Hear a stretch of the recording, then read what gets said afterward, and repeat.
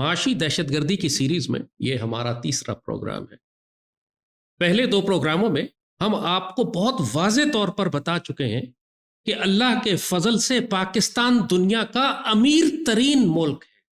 جو خزانے اللہ نے اس پاکستان کو دیے ہیں، حقیقی معنوں میں دنیا کا کوئی اور ملک، کوئی اور خطہ اتنے خزانے اپنی اس چھوٹی سی جگہ میں نہیں رکھتا جتنا یہ پاک سرزمین رکھتی ہے۔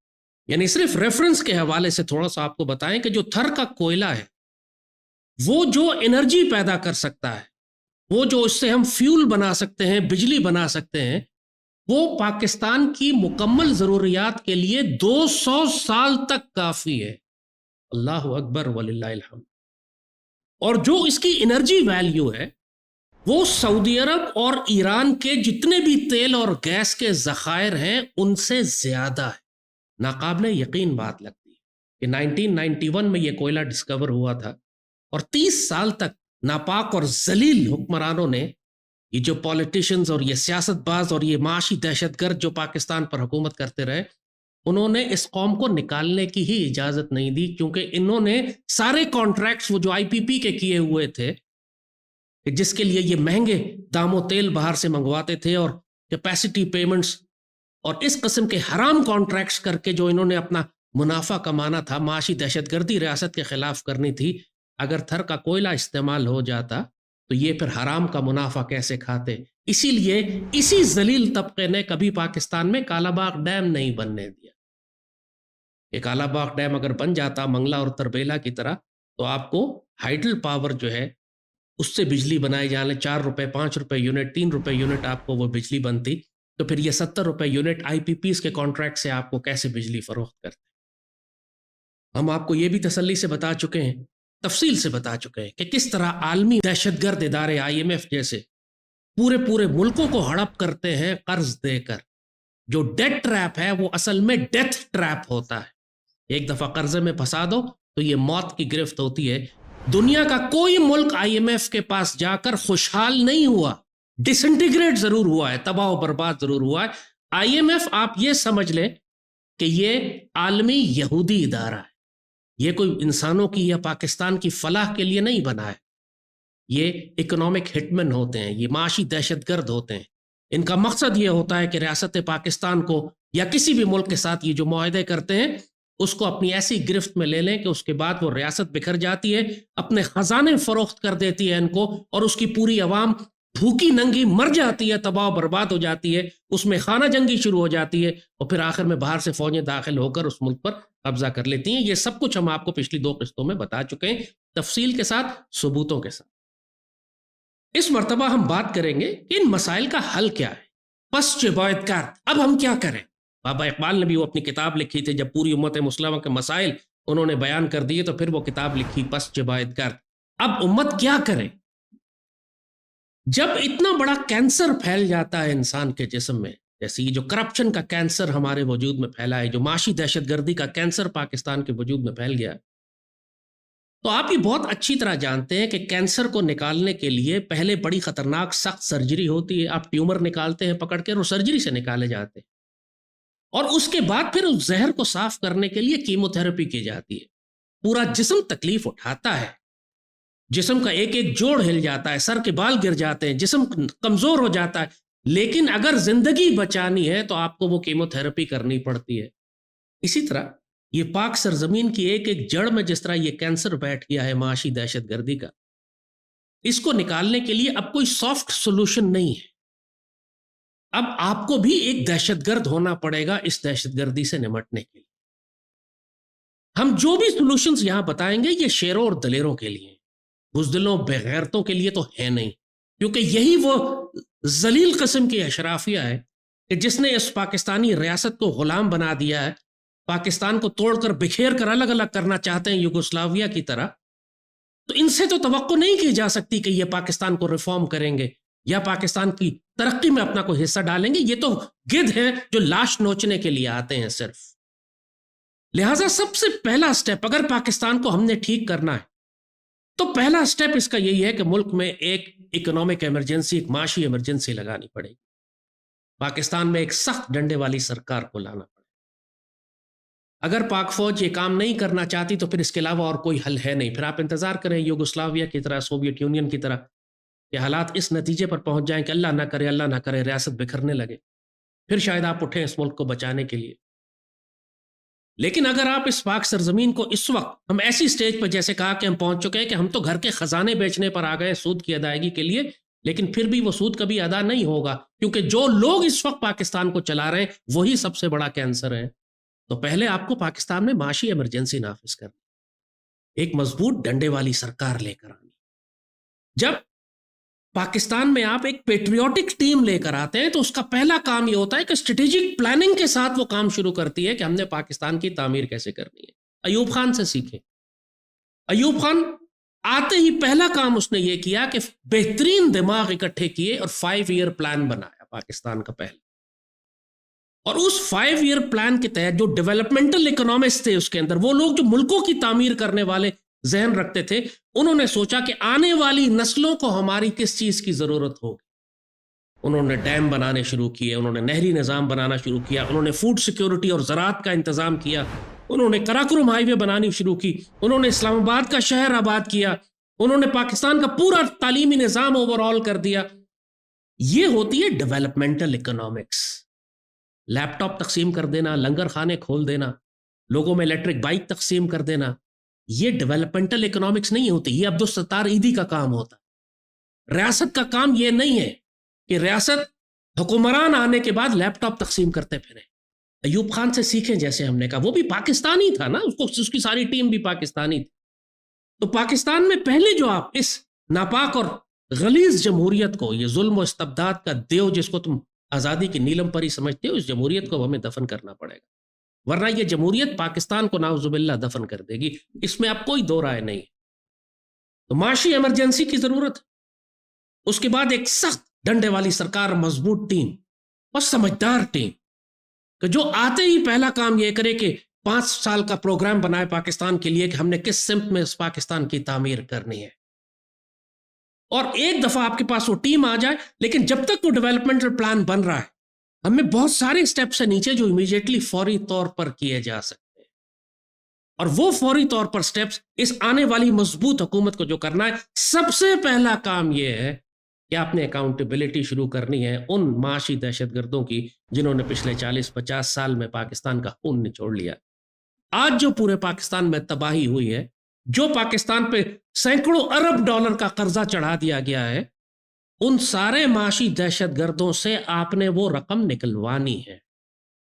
اور وہ رقم نیب کے ذریعے نہیں نکلے گی، وہ رقم پاکستان کی سپریم کورٹ کے ذریعے نہیں نکلے گی، وہ رقم نکلے گی جب آپ شریعت نافذ کریں گے، جب آپ اللہ اور اس کے رسول صلی اللہ علیہ وسلم کا حکم نافذ کریں گے کہ چور کے ہاتھ کاٹ دو.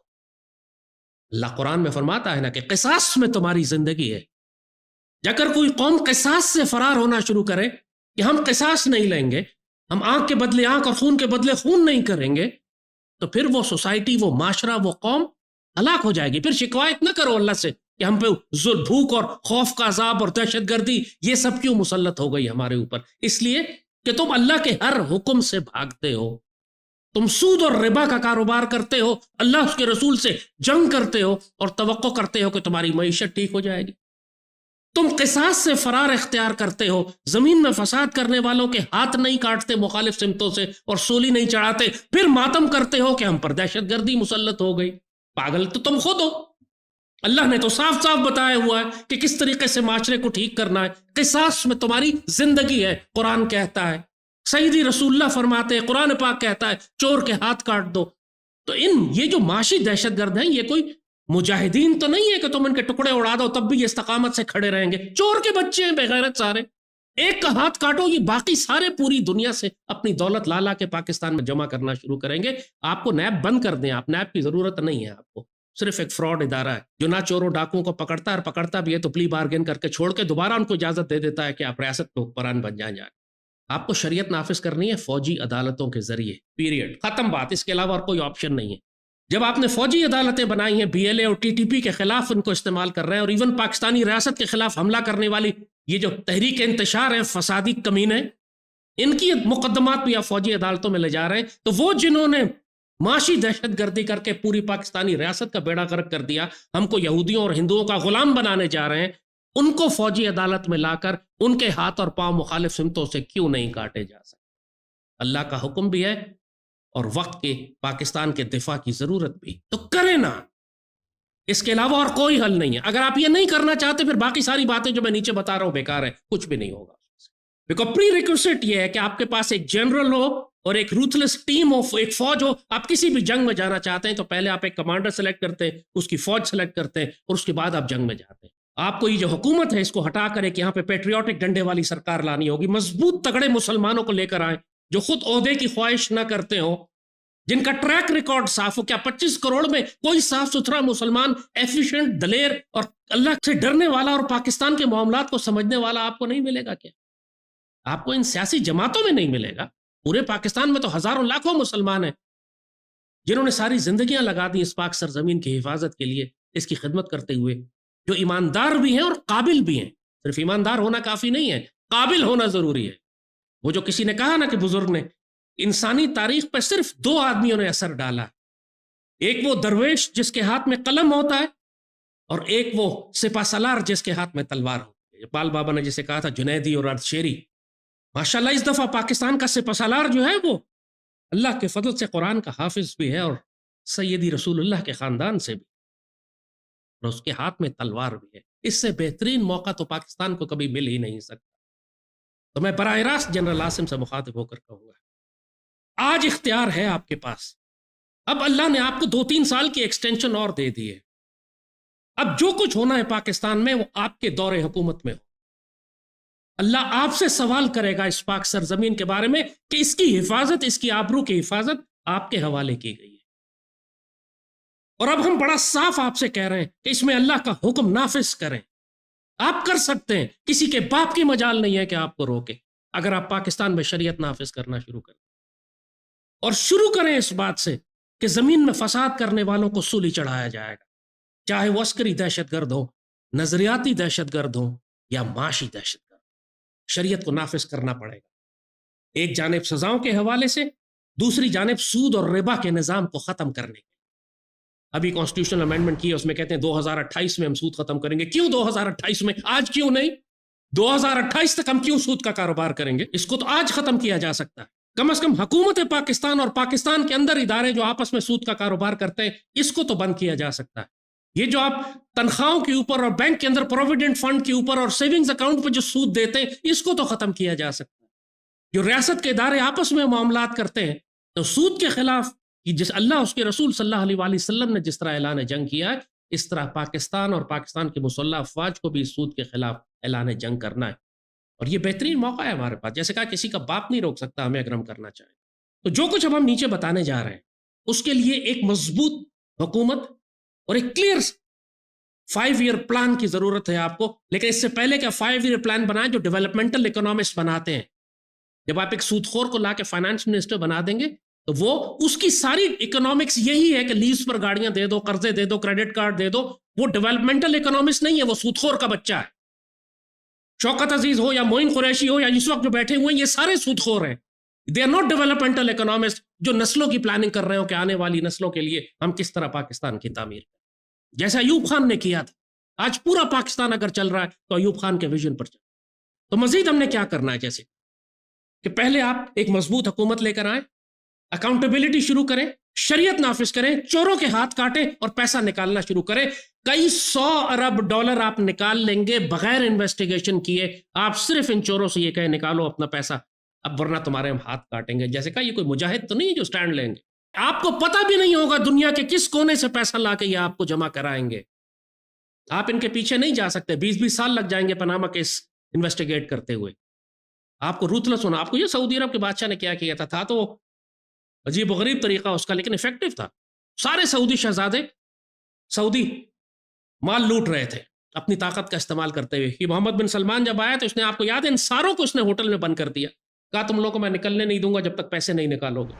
حتیٰ کہ ولید بن طلال جیسا جو اس کا کزن دنیا کا سب سے امیر آدمی تھا، اس کو بھی اس نے بند کر دیا۔ 100 ارب ڈالر نکلوائے اس نے 1 مہینے کے اندر۔ $100 ارب ان سے نکلوائے ان کو، ان سب سے کہا جاؤ بھاگو اپنا کام کرو، لیکن جو چوری کیا ہوا تھا پیسہ ان لوگوں نے، انہوں نے نکال کے سعودی حکومت کو واپس کیا۔ یہی سب کچھ ہم کو کرنا ہے، اور ہمارے پاس تو بہت کھلے کیس ہیں، اور ہمارے پاس تو بہت کیس ایسے ہیں۔ کیا خوبصورت سین ہوگا کہ پاکستان کے نیشنل اسمبلی میں ٹنڈے بیٹھے ہوں گے، سب کا ایک ایک ہاتھ کٹا ہوگا، دنیا کو نظر آئے گا کہ یہ چور کا بچہ تھا، اس نے مسلمانوں کا مال کھایا تھا، اس لیے اس کے ہاتھ کاٹ دیے گئے۔ Now we have to do this. اللہ کا حکم نافذ کریں، میرے کہنے پہ کچھ نہ کریں، اللہ کے حکم پہ کریں، سیدی رسول اللہ کے حکم پر کریں۔ چور کے ہاتھ کاٹو اور زمین میں فساد کرنے والوں کے ہاتھ اور پاؤں مخالف سمتوں سے کاٹ کر اس کو سولی چڑھا دو۔ یہ سارے معاشی دہشت گرد جن کی وجہ سے اسلامی ایٹمی طاقت غرق ہو رہی ہے، یہ اسی قابل ہیں۔ انہوں نے جو یورپ میں اپنے اپارٹمنٹس اور فلیٹس اور گھر اور قلعے اور پلازے اور دبئی میں اپنے بڑے بڑے ٹاور کھڑے کیے ہوئے ہیں، یہ سب حرام کا پیسہ، ایک پیسہ حلال نہیں ہے ان کے پاس، ان کے وجود کا، اور یہ ہم نے واپس نکالنا ہے۔ اور اس کے لیے آپ کو کوئی دنیا میں انویسٹیگیٹ کرنے کی اور جے آئی ٹیز بنانے کی ضرورت نہیں ہے۔ ایک کو پکڑے، پہلے چھوٹی انگلی کاٹ دیں، دیکھیں اسے کہیں پورا ہاتھ پورا سر تیرے گردن کٹے گی اگر تم نے پیسے نہ نکالے، یہ سب کچھ نکال کے خود دے دیں گے آپ کو۔ یہ اللہ کا حکم ہے، نافذ کریں، اس میں ہی خیر ہے، قصاص میں ہی ہماری زندگی ہے۔ قصاص نافذ نہیں کریں گے، استغفر اللہ، ہم ہلاک ہو جائیں۔ ان ذلیل اور کمینے لوگوں نے جتنے بھی یہ گھٹیا ایگریمنٹس کیے ہوئے، جن ایگریمنٹس کے نتیجے میں آج ریاست پاکستان غرق ہو رہی ہے، وہ سارے ایگریمنٹ آپ کو کینسل کریں، سارے ایگریمنٹ ریویو کرنے پڑیں گے، دوبارہ سے دیکھنا پڑے گا کہ اس میں کیا معنی۔ اور سب سے بڑا ایگریمنٹ اس کے اندر یہ ہے جو عمران خان نے قانون پاس کیا تھا کہ اسٹیٹ بینک آف پاکستان کو ریاست پاکستان کے کنٹرول سے باہر نکال دیا۔ آپ کو اسٹیٹ بینک کو واپس ریاست پاکستان کے کنٹرول میں لانا ہے۔ گورنر اسٹیٹ بینک اور ڈپٹی گورنر اسٹیٹ بینک ریاست پاکستان اپوائنٹ کرے گی، آئی ایم ایف اپوائنٹ نہیں کرے گا، کیونکہ پورے پاکستان کا خون جمع ہوتا ہے اسٹیٹ بینک میں، وہ فیصلہ کرتا ہے کہ بلڈ سرکولیشن ملک میں جو جاری رہے گی وہ کیسے رہے گی۔ یہ حرام خور کے بچے اتنا ہائی انٹرسٹ ریٹ کر رہے ہیں کہ پورے ملک میں بزنس کرنا ہی پاسبل نہیں رہے گا، 0 انٹرسٹ ریٹ ہونا چاہیے، اور یہ 20-21% پہ نہ جانے کہاں لے جا رہے ہیں، ممکن ہی نہیں ہے۔ اور پھر جو کنٹرول ان کے پاس ہے کہ ایک ایک پیسہ جو پورے ملک میں گھوم رہا ہے، ایک ایک بینک اکاؤنٹ میں جو ٹرانزیکشن آ رہی ہے، جو ریمیٹنس آ رہی ہے، یہ اس کے اوپر اعتراضات لگا رہے ہیں، مشکلات، تنگ آئے ہوئے ہیں پاکستانی کہ باہر سے ریمیٹنس بینک کے ذریعے بھیجتے ہیں تو پہنچتی نہیں ہے، مصیبت ہوتی ہے، سوال جواب ہوتا ہے، انکوائری ہوتی ہے، جان بوجھ کے لوگوں کو ہراس کر رہے ہیں کہ پاکستانی بینکنگ چینلز کے ذریعے پیسہ بھیجنا بند کر دے، پھر لوگ ہنڈی اور حوالہ استعمال کرتے ہیں، پھر کہتے ہیں ریاست کے پاس آفیشیل سورسز سے پیسے ہی نہیں آ رہے، ریمیٹنس ہی نہیں آ رہی۔ یہ معاشی دہشت گرد ہی ہیں آئی ایم ایف۔ آپ کا اپنا بنایا ہوا قانون ہے نا، پاکستان نے بنایا تھا قانون۔ جب اتنے بڑے بڑے قانون اور کانسٹیٹیوشنل چینجز ہم کر سکتے ہیں، اس قانون کو کینسل کرتے ہیں، ہمیں کس کی بد دعا لگی ہے کہ ہم نہ کریں؟ آئی ایم ایف ناراض ہو جائے گا، آئی ایم ایف سے ڈیل کرنے کا طریقہ بھی آپ کو بتانے لگے ہیں ہم۔ یہ کینسل پہلے آپ کریں، اسٹیٹ بینک کو واپس اپنے کنٹرول میں لے کر آئیں۔ اس کے بعد آئی پی پیز، اس پر تو پورا ملک بات کر رہا ہے۔ آئی پی پیز کے ایگریمنٹس بھی آپ دیکھ رہے ہیں کہ بالکل یہ جو پولیٹیشین جو اقتدار میں بیٹھے ہوئے ہیں، کسی صورت پاکستانی ریاست کو ان ایگریمنٹس کو کینسل ہی نہیں کرنے دے رہے۔ باہر کے ملکوں سے سفارشیں لگوائی جا رہی ہیں کیونکہ یہ دوسرے باہر کی طاقتوں کے فرنٹ مین تھے۔ آپ کو میں نے پہلے بتایا تھا کہ یہ شیل کمپنی اوپر سے سامنے پاکستانی ہوتا ہے، پیچھے انڈین ہوتا ہے، اسرائیلی ہوتا ہے، شیل کمپنیز بنائی ہوتی ہیں، آف شور بنائی ہوتی ہیں، نظر ہی نہیں آتا کہ اصل مالک کون ہے۔ آج تک پتہ ہی نہیں کسی کو کہ الیکٹرک کا اصل مالک کون ہے، اتنی دفعہ ہاتھ بدل چکے ہیں پیچھے۔ تو یہ اتنا بڑا فراڈ ہے، تو آپ کو یہاں سختی کرنی پڑے گی۔ پاکستان کے نیشنل انٹرسٹ میں آپ کو کیپیسٹی پیمنٹ 0 فلیٹ اب نہیں پے ہوگی، کوئی کیپیسٹی پیمنٹ، جتنی بجلی آپ سے لیں گے اور وہ ہم آپ کو پے کریں گے۔ یہ اتنی مہنگی جو بنا کر ہمیں دے رہے ہیں، بذات خود وہ ایک فراڈ ہے۔ تو آئی پی پیز کے ایگریمنٹ کو تو فوری طور پر ختم کریں۔ یہ جو 60 روپے یونٹ بجلی اور یہ حرام خور پورے پاکستان کے اربوں خربوں روپیہ ہم کیپیسٹی پیمنٹ ان ذلیلوں کو دے رہے ہیں، this has to stop today. اور جیسے ہی آپ یہ بند کرتے ہیں، آپ دیکھیں کہ ریاست پاکستان کے پاس کئی ہزار ارب روپیہ سال کا بچنا شروع ہو جائے گا کہ جو ہم کیپیسٹی پیمنٹ اور سرکولر ڈیٹ، آپ سارے سیاستدانوں کو آپ جانتے ہیں کہ یہ بینکوں سے قرضہ لے کے معاف کرا لیتے ہیں، جہاں ان کا انٹرسٹ ہوتا ہے یہ بینک سے قرضہ معاف کرا دیتے ہیں، تو جہاں پاکستان کا انٹرسٹ ہے وہاں کیوں نہیں قرضہ معاف کیا جا سکتا؟ آپ کیا جا سکتا ہے، کر دے زیادہ۔ دیکھیں دنیا میں ایک بات میں آپ کو بتاؤں، کئی ملک کی بات کر چکے ہیں، مثال دیتا ہوں صرف میں، کہ مثلا ایک حکومت نے ایک بینک سے 500 ارب روپے کا قرضہ لیا، اب وہ حکومت جو ہے وہ 500 ارب کا قرضہ بینک کو واپس نہیں کر سکتی۔ اب اگر وہ قرضہ واپس کرتی ہے تو اس کے لیے پوری قوم پر اس کو ٹیکس لگانا پڑتا ہے، پورے ملک پہ کرائسس کھڑا ہو جاتا ہے، ہر چیز مہنگی کرنی پڑتی ہے، زندگی عذاب ہو جاتی ہے پوری قوم کی۔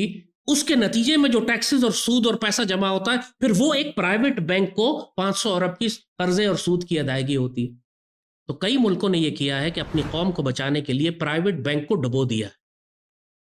یہ امپورٹنٹ پوائنٹ ہے، نوٹ کیجئے. دنیا میں کئی ملک کر چکے ہیں، کئی تگڑے اور دلیر حکمران کر چکے ہیں کہ ایک پرائیویٹ سود خور بینک جس نے اتنا بھاری قرضہ حکومت کو 40-50% کے اوپر دیا ہوا ہے اور سود کھا رہا ہے، اس کو ڈبو دیا، لیکن پوری قوم کو بچا لیا. نہ ٹیکسز لگائے، نہ مہنگائی ہوئی، نہ قوم کے اندر معاشرے میں انتشار پھیلا، اور حکومت نے ایک بینک کو ڈبو دیا. امریکہ میں دیکھتے ہیں آپ روز بینک ڈوبتے ہیں اور بینک تباہ ہوتے ہیں. جو اکاؤنٹ ہولڈرز ہیں ان کو حکومت کمپنسیٹ کر دیتی ہے، بینک کو ڈبو دیتی ہے، اور وہ بینکر سود خور جو اللہ رسول سے ویسے ہی حالت جنگ میں تھا وہ نقصان اٹھاتا رہا. ایک شخص کا نقصان بہتر ہے پوری قوم کو غرق کرنے کے بجائے. آپ ایکچولی یہ کر سکتے ہیں، ایک تگڑی جب معاشی ایمرجنسی آپ لگائیں گے تو قوم کو بچانے کے لیے بہت سارے پرائیویٹ بینکس کو آپ ایکچولی ڈبو سکتے ہیں. ہم کو پرائیویٹ بینکس کی ضرورت نہیں ہے.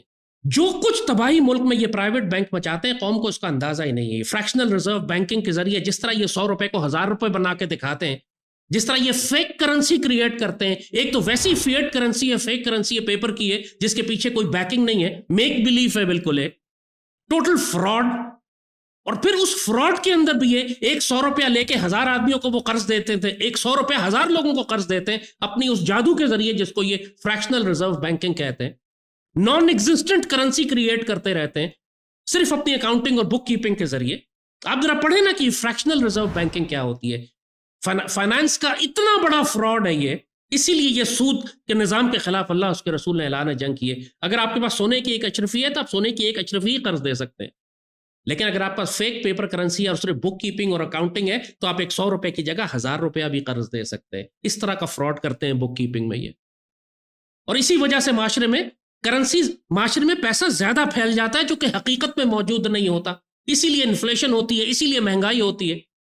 آپ اگر آج سارے صرف اپنے محلے کے لوگ ہی اگر بھاگ کے چلے جائیں اپنے بینک سے پیسہ نکالنے کے لیے، وہ بینک ڈوب جائے گا کیونکہ کیش ہے ہی نہیں اس کے پاس. کوئی بھی بینک دنیا کا جو اکاؤنٹ ہولڈرز اس کے ہیں، اگر وہ اپنے اکاؤنٹ ہولڈرز جا کے اس سے پیسہ نکلوانے لگے، وہ بینک پیسہ نہیں دے سکے گا کیونکہ پیسہ ہوتا ہی نہیں ان کے پاس. وہ سب پیپر بک کیپنگ اور فراڈ. تو پرائیویٹ بینکس ایکچولی سب سے بڑا ذریعہ ہے کسی بھی ملک کو تباہ کرنے کے لیے. تو ہم اسٹیٹ بینک کیوں نہیں رکھ سکتے؟ ہم صرف نیشنل بینک کیوں نہیں رکھ سکتے؟ ہم ایک نیا بیت المال کیوں نہیں بنا سکتے؟ پاکستان کو ضرورت ہے ایکچولی کہ یا تو نیشنل بینک کو ڈیولپ کریں کہ وہ پورے ملک کے اندر زیادہ ایفیکٹو اور ایفیشنٹ ہو کے کام کرے، کیونکہ نیشنل بینک ریاست پاکستان کی ملکیت. اگر ریاست پاکستان کو پیسوں کی ضرورت ہے تو وہ نیشنل بینک سے لے. پورا پاکستان اگر اپنے پیسے نیشنل بینک پہ رکھوائے گا تو ریاست پاکستان اپنے ہی لوگوں سے پیسے لے گی اپنے ہی بینک میں، اس کو سود اس طرح نہیں ادا کرنا پڑے گا، نہ دے گی. لیکن پرائیویٹ بینک کرتے یہی ہیں کہ پورے پاکستان سے پیسہ جمع کرتے ہیں، لوگوں کو 10% سود کھلاتے ہیں، خود 40% پہ حکومت کو دیتے ہیں، 30-40% سود خود بیچ میں کھاتے ہیں، اور ہمیں کوئی فائدہ نہیں ہوتا. صرف بیچ میں سود خور ہے جو پیسہ کھا رہا ہے، اور حکومت پاکستان 40% پر ان کو سود ادا کر رہی ہے. نیشنل بینک کو تو آپ کو 40% پر سود نہیں دینا پڑے گا، یا حکومت پاکستان اسٹیٹ بینک سے قرض لیتی ہے تو آپ کو 40% تو سود نہیں دینا پڑے گا. آپ کو سود کے نظام کے خلاف سیریس جنگ کرنی ہے. اور جس طرح کہا کہ یہ جو ایگریمنٹس ہیں، خاص طور پہ اسٹیٹ بینک کا ایگریمنٹ ہے، آئی پی پیز کا ایگریمنٹ ہے، اور یہ 2 اور ایگریمنٹس آگے ہیں کہ جن میں انٹرنیشنل لیول پر ہم انوالو ہوں گے، لیکن یہاں پر ہمیں سٹینڈ لینا پڑے گا. ایک ریکوڈک کا ہے اور دوسرا سی پیک ہے. ریکوڈک کا ایگریمنٹ بہت ہی شرمناک اور پاکستان دشمنی پر مبنی ہے. ایک امریکہ کی ایک ڈسٹرکٹ کورٹ تھی، یعنی امریکہ کی سیشن کورٹ، سوچیں امریکہ اور اس کی بھی ایک سیشن کورٹ، اس نے فیصلہ دیا اس بیرک گولڈ کے فیور میں کہ جی حکومت پاکستان $6 ارب ادا کرے گی جرمانے کے طور پر. اور عمران کی حکومت خوف میں آ کے زمین پر لیٹ گئی. اب سوچیں پاکستان کی لاہور کی سیشن کورٹ اگر فیصلہ کرے کہ امریکہ کی حکومت پاکستان کو $10 ارب ادا کرے گی، امریکہ کی حکومت کیا کرے گی؟ حیثیت کیا ہے پاکستان کی سیشن کورٹ کی کہ امریکن گورنمنٹ کو یا امریکن پریزیڈنٹ کو چیلنج کر سکے؟ یہی حیثیت امریکہ کی سیشن کورٹ کی تھی. ان کی ڈسٹرکٹ کورٹ نے فیصلہ کیا تھا، صرف ایک میجسٹریٹ نے فیصلہ کیا تھا معمولی سا بیٹھ کے، اور ریاست پاکستان زمین پہ لیٹ گئی. عمران کا دور تھا، چونکہ یہ تو خود یہودی خاندان سے ہیں سارے، یہ زلفی بخاری اور یہ حرام خور اور یہ جتنے بھی ٹرمپ کے آس پاس جیرڈ کشنر کے رشتہ دار زائنسٹ صہیونی، انہوں نے پوری حکومت پاکستان کو کہا کہ جی آپ تو تباہ و برباد ہو گئے اگر آپ نے $6 ارب ادا نہیں کیے. تو عمران ظاہر ہے as usual idiot as he is, اور ملا ہوا ان کے ساتھ. انہوں نے کہا ٹھیک ہے جی ہم ایسا کرتے ہیں کہ $6 ارب بچانے کے لیے $500 ارب کا سونا ان یہودی روتھ چائلڈز کو دے دیتے ہیں. یہ ایگریمنٹ ہے. ان للہ و انا الیہ راجعون. اور صرف یہی نہیں کہ جو 1000 ارب ڈالر کا سونا اور کاپر جو ریکوڈک میں رکھا ہوا ہے، آپ نے 6 ارب ڈالر بچانے کے لیے 500 ارب ڈالر کا سونا آن پیپر ان کے حوالے کر دیا کہ جو بھی نکلے گا وہ یہودی لے جائے گا اسرائیل.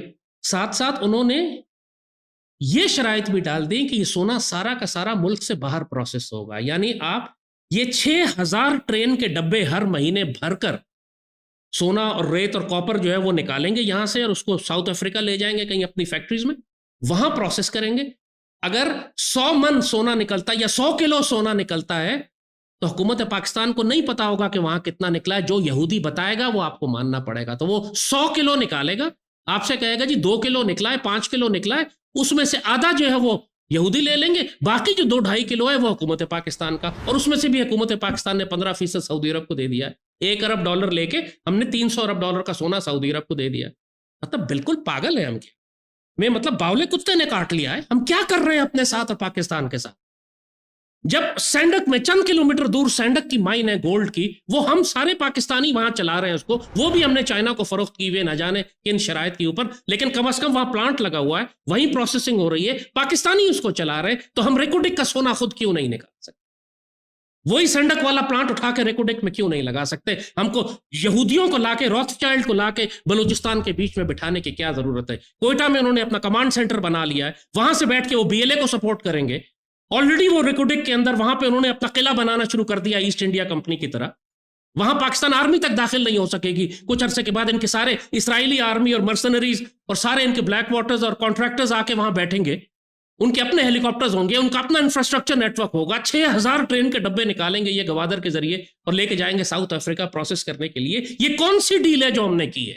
اس کو 100% کینسل کرنے کی ہمیں ضرورت ہے اسی وقت. یہ کہہ کر کہ یہ روتھ چائلڈ ریزن ہمارے پاس ہے. پوری دنیا اسرائیل کے ساتھ ایگریمنٹ کینسل کر رہی ہے غزہ کے جینوسائیڈ کے بعد.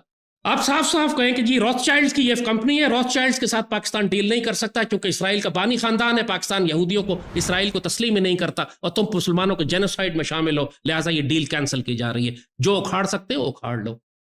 ان کا باپ بھی کچھ نہیں کر سکتا. کوئی کرنے والا شیر دلیر پاکستان میں بیٹھا ہو نا تو یہ ریکوڈک کی ڈیل ہوگی. ریکوڈک کی ڈیل کینسل کرنی ہے، وہ ہم نہیں چلا سکتے، کسی صورت میں نہیں چلائی جا سکتی. اور یہی معاملہ سی پیک کے ساتھ. سی پیک کا سارا پروجیکٹ دیکھیے، آپ کو تھوڑا سا سی پیک کا بیک گراؤنڈ ہے. چائنا کی جو ایکسٹرنل ٹریڈ ہے وہ تقریباً $5 ٹریلین ہے. 5000 ارب ڈالر کی ٹریڈ کرتا ہے چائنا. یہ تقریباً ایکسپورٹس اس کی اتنی زیادہ ہے، 4-5 ہزار ارب روپے کی ایکسپورٹس ہے جو وہ پوری دنیا کو کرتا ہے. اور وہ ساری ایکسپورٹس اس کی ہوتی ہے ساؤتھ چائنا سی سے، تائیوان کے سامنے سے. اور اس لیے چائنا کو معلوم ہے کہ جب وہ تائیوان پر حملہ کرے گا قبضہ کرنے کے لیے تو وہ سمندر سارا بند ہو جائے گا. اس کے بعد تو چائنا کی ایکسپورٹس نہیں جا سکیں گی سمندر کے راستے. تو چائنا کی ضرورت تھی کہ یہ اوبور بنائے، یعنی one belt one road initiative, کہ ہم زمینی راستے سے اپنی ایکسپورٹ پوری دنیا میں کریں. اس کے لیے وہ ایک طرف سینٹرل ایشیا میں گئے اور جو سب سے امپورٹنٹ روٹ تھا اس کا مڈل ایسٹ تک جو شارٹ کٹ پڑتا تھا وہ پاکستان کے تھرو تھا. گوادر سے ساری مڈل ایسٹ مارکیٹ جو سی پیک جس کو آپ کہتے ہیں. اب سی پیک سے ان کا اندازہ یہ ہے کہ چائنا 1500 ارب روپے سالانہ کی تجارت کرے گا، ایکسپورٹ کرے گا. اب مجھے بتائیے سی پیک پاکستان کی ضرورت ہے یا چائنا کی ضرورت؟ چائنا کی ضرورت. تو اگر سی پیک چائنا کی ضرورت ہے اور اس کو یہاں پاکستان سے گزارنا ہے اپنا راستہ، اپنی ساری تجارت کو مڈل ایسٹ تک پہنچانے کے لیے، تو جو یہ پھر چائنا کی ذمہ داری ہے کہ جو انفراسٹرکچر یہاں پر پاکستان میں اس کو ضرورت ہے وہ خود تعمیر کرے. سڑکیں بھی خود بنائے، ایئرپورٹ بھی خود بنائے، بندرگاہ بھی خود بنائے. پاکستان کو قرضہ کس بات کا دے؟ یہ جو شرائط ہم نے طے کی ہیں وہ اس طرح کی ہیں کہ جی ہم قرضہ لیں گے چائنا سے اس سارے انفراسٹرکچر کو بنانے کا، سو تجارت بھی چائنا کی ہوگی، فائدہ بھی چائنا کو ہوگا اور سود بھی پاکستان ادا کرے گا. یہ کس قسم کی ذلیل شرائط ہیں جو ہم نے چین سے طے کی ہیں؟ اور اسی لیے ان کو چھپا کے رکھا جاتا ہے ہمیشہ کہ کہتے ہیں چائنیز کو پسند نہیں ہے کہ ان کے ایگریمنٹ پبلک کی جائے. اس کا کیا مطلب ہے کہ چائنیز کو پسند نہیں ہے؟ پاکستان کے انٹرسٹ میں ہے کہ نہیں ہے؟ آپ پبلک کریں نا. خفیہ کیوں رکھا ہوا ہے ان ایگریمنٹس کو؟ اس میں ہے کیا خفیہ رکھنے والی بات؟ جنرل عامر ریاض وہ جو کور کمانڈر تھے کوئٹہ کے، انہوں نے بہت اچھی بات کی تھی ایک دفعہ کوئٹہ کے ایک سیمینار میں کہ اگر ہم نے چائنا کے ساتھ اچھی طرح نیگوشیٹ نہ کیا تو ہوگا یہ کہ سی پیک پہ ہم صرف ان کے ٹائروں میں پنچر لگاتے رہیں گے اور اپنے ڈھابے کے ہوٹلوں میں ان کو کھانا کھلاتے رہیں گے، باقی ہمارے پلے کچھ بھی نہیں آئے.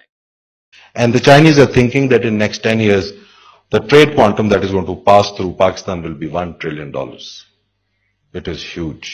لیکن پاکستان کو اس کا کوئی فائدہ نہیں ہوگا سوائے کہ ہم ان کے ٹائروں کے پنکچر لگائیں گے اور ان کو ہوٹلوں پہ روٹی کھلائیں گے.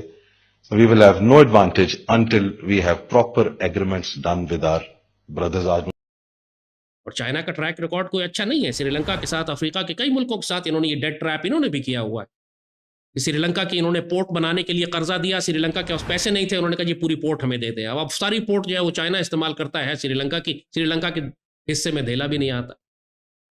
اب گوادر کی پورٹ جو بن رہی ہے اس میں کتنا پروفٹ پاکستان کا ہے، کتنا چائنا کا ہے. ہونا تو یہ چاہیے تھا کہ ہم یہ کہیں کہ ہماری جغرافی تم استعمال کر رہے ہو، ہماری سڑکیں تم استعمال کر رہے ہو. پاکستان کا جغرافیہ ہماری سب سے بڑی اسٹرینتھ ہے.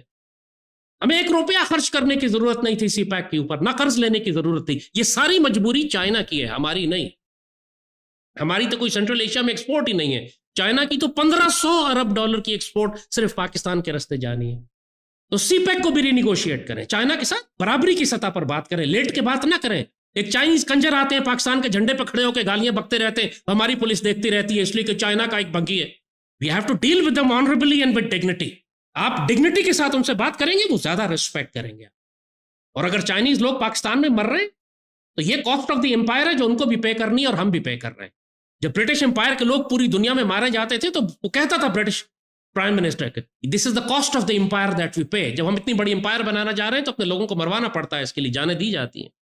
تو چائنیز اگر اتنے بڑے ایمبیشن رکھتے ہیں پورے ریجن میں تو پھر ان کو بھی رسک لینا ہے ہمارے ساتھ، جس طرح ہم رسک لے رہے ہیں. ہمارے لوگ زیادہ شہید ہو رہے ہیں، ان کے لوگ کم مارے جائے. کاسٹ آف دا امپائر ہے یہ. کیا برٹش آرمی جو یہاں پہ انڈیا پہ حکومت کرتی تھی اس کے لوگ نہیں مارے جاتے تھے؟ انہوں نے تو کبھی احتجاج نہیں کیا کہ ہمارے لوگ کیوں مارے جا رہے ہیں، because they knew it was the cost of the empire. تو سی پیک کو رینیگوشیٹ کرنے کی ضرورت ہے. اب میں بہت زیادہ تفصیل میں نہیں جاؤں گا کیونکہ ہم نے بہت سارے پوائنٹس کور کرنے ہیں اس ایک پروگرام میں، لیکن یہی بات بتانے کی مقصود ہے کہ جو غلط کانٹریکٹس آپ نے کیے ہوئے ہیں، چاہے وہ اسٹیٹ بینک ہو یا آئی پی پی ہو یا ریکوڈیک ہو یا سی پیک ہو، ان سب کو رینیگوشیٹ کرنے کی ضرورت ہے. اور یہ پیٹریوٹک ٹیم کرے گی، ڈیولپمنٹل اکنامسٹ کریں گے. یہ سود خور بینکر جن کو فائنانس منسٹر آپ بنا کے بٹھاتے ہیں، چور، کرپٹ، ناپاک، پلیت، حرام خور، ہمارے سیاستدان جو خود معاشی دہشت گرد ہیں، جنہوں نے ملک بیڑا غرق کر دیا ان سارے ایگریمنٹس کے ذریعے. پریزیڈنٹ مشرف نے یہ بات کہی تھی، وہ ویڈیو انٹرویو شاید آپ کو نکال کے دیکھیں، آپ کو ملے گا. انہوں نے کہا تھا کہ باہر سے پاورز آتی ہیں، ملٹی نیشنلز آتی ہیں، پاکستان کے پولیٹیکل لیڈرز کو 1 کروڑ 2 کروڑ روپیہ دیتی ہیں اور یہ بجلی کے ریٹ بڑھا دیتے ہیں. یعنی پاور، یہ ابھی آپ کے بجلی کا یہ ہے، اب آپ ایک پاور پروڈیوسر آ گیا. اب میں نے ایک دفعہ بارڈر سے چیک کیا تھا، اس کا اگر 1 سینٹ آپ اس کو ٹیرف میں زیادہ دے دیں نا، وہ مجھے 1 ارب روپے دے دے گا. اتنا پیسہ ہے اس میں، اتنا پیسہ ہے اوور. لیکن اس کا نقصان، آپ بجلی مہنگی دو گے نا عوام کو. مشرف کا خود کہتا ہے سب مصیبت ساری اوپر سے، جب تک کہ آپ ٹاپ ٹھیک نہیں کریں گے اس وقت تک ملک ٹھیک نہیں ہوگا. پریزیڈنٹ مشرف نے صاف بات پورے پاکستان نیشنل ٹی وی پہ یہ بات کہی تھی، تو شاید آپ مل جائے وہ انٹرویو آپ کو. اب جب آپ نے ایک پیٹریوٹک ٹیم بٹھا دی ہے، آپ نے 5 ایئر پلان بنانا شروع کر دیا ہے، آپ نے اکاؤنٹیبلٹی شروع کر دی ہے، اور حرام خوروں کے ہاتھ پاؤں کاٹ کے آپ سولی چڑھا رہے ہیں اور پیسہ ریکور کر رہے ہیں. کئی 100 ارب ڈالر تو آپ ریکور کر لیں گے یقینی طور پر. I can guarantee you this. آپ نے سارے فالٹ، جتنے بھی غلط ایگریمنٹس ہیں، خطرناک ایگریمنٹس ہیں، ان کو آپ رینیگوشیٹ کریں، کینسل کریں، وہ آپ نے شروع کر دیا. اس کے بعد معاملہ آتا ہے اب آئی ایم ایف سے ڈیل کرنے. دیکھیے آئی ایم ایف جیسے کہا کہ یہ ایک عالمی دہشت گرد ادارہ ہے، مگر جو ایگریمنٹس اس نے کیے ہوئے ہیں اپنے آپ کو بڑا انسانی دکھانے کے لیے، اس میں بہت سارے کلازز وہ ڈالتے ہیں، جس میں ایک کلاز ہوتا ہے فورس میجور کا اور او ڈی ایس ڈیٹ کا. انٹرنیشنل لا میں او ڈی ایس ڈیٹ ایک قرض ہے جو recognized odious debt ایک ٹرم ہے، لیگل ایک باقاعدہ قانون ہے کہ اگر کوئی قرض کسی ملک نے لیا لیکن اس ملک کے حکمران چور تھے، اس کو کھا گئے، تو وہ قوم کی ذمہ داری نہیں ہے اس قرض کو ادا کرنا. Odious debt. جب آپ اپنے ملک میں اکاؤنٹیبلٹی شروع کرتے ہیں، ان کو پھانسیاں لگانا شروع کرتے ہیں، لوٹی ہوئی دولت نکالتے ہیں، تو آپ کیس بن جاتا ہے آپ کا کہ جو قرضہ ہم نے آئی ایم ایف سے لیا تھا یہ او ڈی ایس ڈیٹ، یہ سارے حرام خور کھا گئے اور پاکستان کو نہیں ملا. اور آئی ایم ایف کو اچھی طرح پتا ہے کہ یہ پاکستان کو نہیں لگتا، یہ سارے حرام خور کھا جاتے ہیں، اپنے MNAs MPAs میں تقسیم کر دیتے ہیں، لیکن وہ جان کے بار بار دیتے چلے جاتے ہیں، بیکاز مقصد ان کا پاکستان کی ڈیولپمنٹ تو ہے ہی نہیں، وہ تو ویسے ہی ڈیتھ ٹریپ اور ڈیتھ ٹریپ پاکستان کے لیے بنا رہے ہیں. تو یہاں پر پاکستان کی حکومت سیدھے سیدھے کھڑے ہو کر IMF سے کہے کہ ہم 5 سال تک آپ کو اب کوئی سود کوئی قرضہ ادا نہیں کریں گے، کیونکہ ہم اپنے اندر اکاؤنٹیبلٹی کر رہے ہیں، ہم اپنے اندر وہ لوٹی ہوئی دولت نکال رہے ہیں اور ہم ODS ڈیٹ کلیم کر رہے ہیں۔ یو کین ڈو دیٹ، کئی ملکوں نے کیا ہوا ہے، ہم بھی کر سکتے ہیں۔ اور ساتھ اگلا سٹیپ فورس میجور، کہ جی پاکستان میں حالات اتنے خراب ہیں، کلائمیٹ چینج کی وجہ سے دنیا کا سب سے بڑا سیلاب ابھی پچھلے دنوں ہمارے ملک میں آیا تھا، تو فورس میجور ایک ہے کہ وہ ایسے حالات جو ہمارے کنٹرول میں نہیں ہیں، اگر وہ حالات اس طرح کے پیدا ہو جائیں، قدرتی آفات، جنگیں، ان کی وجہ سے، تو پھر قرض کی ادائیگی روک دی جاتی ہے۔ یہ بھی ایک انٹرنیشنل لا ہے۔ بلوچستان کے، پاکستان کے بڑے بڑے علاقوں میں ملٹی نیشنل آئل کمپنیز نے آ کے بلاکس لیے ہوئے ہیں کہ جی یہاں ہم تیل اور گیس کی کھدائی کریں گے 20-25 سال سے، اور انہوں نے بک کر لیے ہیں وہ علاقے اپنے لیے، لیکن وہاں وہ کھدائی نہیں کر رہے، پاکستان سے تیل نکلنے نہیں دے رہے، اور وہ سارے حکومت پاکستان کے خلاف فورس میجور کلیم کرتے ہیں کہ جی حالات خراب ہیں، BLA ہے، دہشت گردی ہے، لہٰذا ہم کھدائی نہیں کر سکتے۔ لہٰذا اب پاکستان حکومت مجبور ہے کہ آپ نے کانٹریکٹ ان کو دے دیا ہے اس پورے بلاک کا، آپ نہ خود کھدائی کر سکتے ہیں، نہ کسی اور کمپنی کو دے سکتے ہیں، اور جس ملٹی نیشنل کو دیا ہے چونکہ وہ حرام خوروں کی ہے، عالمی طاقتوں کی ہے، ایسٹ انڈیا کمپنیز کی ہے، وہ چاہتے ہی نہیں کہ پاکستان سے تیل اور گیس نکلے، لہٰذا وہاں خود بھی کھدائی نہیں کرتے، اور جو ہمارے خلاف وہ ہتھیار استعمال کر رہے ہیں وہی فورس میجور کا۔ جب پاکستان کے خلاف یہ ہتھیار استعمال ہو رہا ہے تو ہم IMF کے خلاف بھی تو استعمال کر سکتے ہیں، کوئی مشکل نہیں، IMF کیا اکھاڑ لے گا ہمارا؟ اگر ہم انٹرنیشنل لا پہ جا کے پورا کیس بنائیں اور یہ کہیں کہ ہم انکار بھی نہیں کر رہے کہ تمہارا قرض تمہیں نہیں دیں گے، ہم 5 سال کے بعد دینا شروع کریں گے، ان کا باپ بھی کچھ نہیں بگاڑ سکتا ہمارا، ہم انکار بھی نہیں کر رہے، مورل ہائی گراؤنڈ ہے ہمارے پاس، ہم یہ کہہ رہے ہیں ہم اکاؤنٹیبلٹی کر رہے ہیں، ہم یہ کہہ رہے ہیں کہ ODS ڈیٹ ہے، ہم یہ کہہ رہے ہیں کہ فورس میجور ہے، ہم کہہ رہے ہیں کہ پاکستان کلائمیٹ چینج سے تباہ ہوا ہے، 1000 ریزن ہے ہمارے پاس کہ ہم ڈیٹ پیمنٹ بند کرتے ہیں۔ اب سوچیں IMF کو اگر آپ ڈیٹ پیمنٹ بند کر دیتے ہیں، انٹرنیشنل ڈونرز کو آپ ڈیٹ پیمنٹ بند کر دیتے ہیں، تو سال کا 8-10 ہزار ارب روپے آپ بچا رہے ہوں گے۔ امیجن کریں، آپ پر کوئی قرض نہیں ہوگا پریکٹیکلی چند سالوں تک آپ کے اوپر، اور یہ جو پیسہ 8-10 ہزار ارب روپے آپ بچائیں گے، اگر چلو 10,000 نہ صحیح 5,000 ارب روپیہ بھی اگر آپ بچا لیں گے، ڈیفنس بجٹ کا ڈبل اماؤنٹ جو ہے وہ آپ صرف بچا لیں گے پاکستان کے اندر، اور پاکستان کے اوپر جو پیٹریوٹک ٹیم ہوگی آپ کے پاس، جو یہ حرام خور چور نہیں ہوں گے، جو ان کو ہٹا کر آپ ڈنڈے والی سرکار لا چکے ہوں گے، تو سوچیں وہ ڈنڈے والی سرکار اتنے اضافی پیسوں کا کیا کرے گی۔ پھر جو ڈیولپمنٹ شروع ہوگی ملک کے اندر، ڈیولپمنٹ اکنامکس کے ذریعے آپ ملک میں تعلیم کا، انفراسٹرکچر کا، نظام کا، صحت کا، ہیلتھ کا، ڈیمز اور پانی کی نہریں، کالا باغ ڈیم ہم کو ہر حال میں بنانا ہے، شروع کریں اس کو۔ کالا باغ سوچیں کہ اگر 90s میں کالا باغ ڈیم بننا شروع ہوتا، 4-5-6 سال میں کالا باغ ڈیم بن جاتا، تو آج آپ کو نہ IPPs کی ضرورت ہوتی، نہ 60 روپے یونٹ آپ بجلی لے رہے ہوتے۔ اسی لیے یہ سارے حرام خور، سندھ کی گورنمنٹ خاص طور پہ یہ زرداری خاندان جو ہے سب سے زیادہ مخالفت کالے باغ ڈیم کی اسی لیے کرتا رہا کہ IPPs میں سب سے زیادہ شیئر ان کا ہے، PSO میں سب سے زیادہ حرام انہوں نے کھایا ہے، سب PSO کو بھی یہ کنٹرول کرتے ہیں، IPPs کو بھی یہ کنٹرول کرتے ہیں، تھر کے کوئلے کو بھی یہ کنٹرول کرتے ہیں، اور سب سے زیادہ مخالفت بھی کالا باغ ڈیم کی یہ کرتے ہیں۔ اب آپ کو نیکسس سمجھ میں آ گیا کہ کنیکشن کیا ہے ان کا آپس میں؟ کانفلکٹ آف انٹرسٹ کا لیول دیکھا ہے آپ نے؟ انہوں نے پاکستان سے حرام کھانا تھا، لہٰذا نہ تھر کا کوئلہ ڈیولپ ہونے دیا، نہ کالا باغ ڈیم بننے دیا۔ اب آپ کو دونوں کام کرنے ہیں، تھر کا کوئلہ بھی ڈیولپ کرنا ہے، پورے پاکستان کو آپ تھر کے کوئلے سے چلا سکتے ہیں، اور یہ سارا کام آپ کو پرائیویٹائز کرنے کی ضرورت نہیں ہے۔ حکومت پاکستان کے ذمہ جو بتایا تھا نا سیدی رسول اللہ نے جو حدیث شریف فرمائی تھی، آگ اور پانی اور جو نیچرل ریسورسز ہیں وہ سب مسلمانوں کی اجتماعی ملکیت ہے، ان کو پرائیویٹائز نہیں کیا جا سکتا۔ جب پاکستان کی حکومت پہلے اتنے بڑے بڑے ادارے چلاتی تھی، منافع کے ساتھ چلاتی تھی، اب کیوں نہیں چلا سکتی کہ سارے سرکاری ادارے خسارے میں جا رہے ہیں؟ کہا کہ وہی بات ٹاپ کی ہے، اوپر کے لوگوں کو کرپٹ ہٹائیں، اچھے لوگ لے کر آئیں۔ ایوب خان کی ٹیم جیسے تھی، غلام اسحاق خان جیسے تھے، غلام اسحاق خان وابڈا کا چیئرمین تھا جس نے یہ سارے ڈیم بنائے، بعد میں غلام اسحاق خان سینٹ کے چیئرمین بنے اور پریزیڈنٹ آف پاکستان بنے، ایماندار آدمی تھا، آنےسٹ، 1 روپیہ نہیں حرام کھایا اس نے، پورا پاکستان بنا کر چلا گیا۔ کیا غلام اسحاق خان جیسے لوگ آپ کو دوبارہ نہیں ملیں گے؟ ہزاروں لوگ، لیکن ان کو چننا پڑے گا، سیاستدانوں کے تھرو تو نہیں آئے گا۔ تھر کے کوئلے پہ آپ کو بڑے بڑے پلانٹ لگانے کی ضرورت ہے کہ جہاں پہ پیٹرول اور ڈیزل آپ کوئلے سے بنانا شروع کریں، آپ بحری جہاز بھر کر وہ کوئلہ ایکسپورٹ کر سکتے ہیں، اتنا کوئلہ ہے جیسے کہا کہ 200 سال تک پاکستان کی ضرورت پوری کر سکتا ہے۔ ٹوٹل ریسورس اب آپ کوئلے کی طرف جائیں، اس سے ڈیزل بنائیں، اس سے پیٹرول بنائیں، نہ آپ کو پیٹرول امپورٹ کرنا پڑے گا نہ ڈیزل امپورٹ کرنا پڑے گا، اس سے بجلی بنائیں، مفت بجلی بنے گی۔ آپ بجلی بنانے کے لیے بھی آپ نے ملٹی نیشنلز کو وہاں پروجیکٹ دے دیا ہے، جو آئی پی پی والے کانٹریکٹ انہوں نے کیے ہیں، اور وہاں بن رہی ہے بجلی کوئلے سے، لیکن آپ کیپیسٹی پیمنٹ پے کر رہے ہیں اسی طرح حرام خوروں کو جیسے باقی تھرمل پاور پلانٹس کو آپ پے کر رہے ہیں۔ کیا میں کہوں اب اس کے اوپر، استغفر اللہ۔ یہ سب کچھ ریاست پاکستان کے کنٹرول میں ہونا چاہیے۔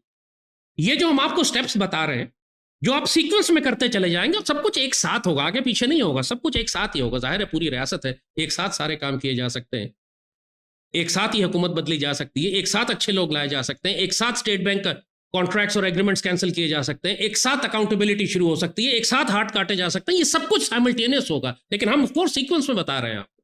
تو جب آپ آئی ایم ایف کو پیمنٹ بند کریں گے، لوٹی ہوئی دولت نکالنا شروع کریں گے، تو ہزاروں ارب روپیہ آپ کے پاس آنا شروع ہو جائے گا overnight, literally overnight, کیونکہ آپ اکاؤنٹیبلٹی کے لمبے پروسیس میں پڑنے کے بجائے سیدھی سیدھی شریعت نافذ کریں گے، اور شریعت کی برکت ہی یہی ہے۔